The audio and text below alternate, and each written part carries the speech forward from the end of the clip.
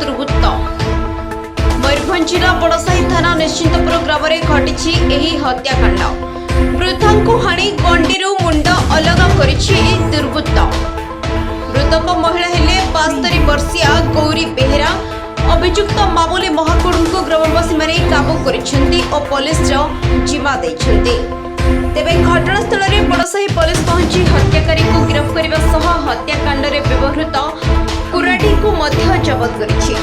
घटनास्थल में scientific team सहायता तदंत कर अंधविश्वास वर्षवर्ती होई अभियुक्त हत्या करथिला बोली संदेह करा जाउछि।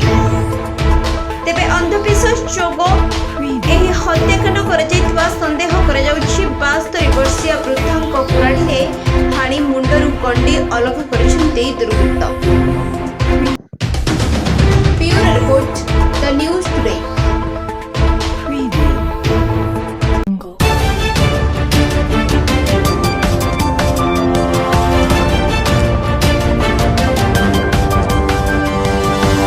Audio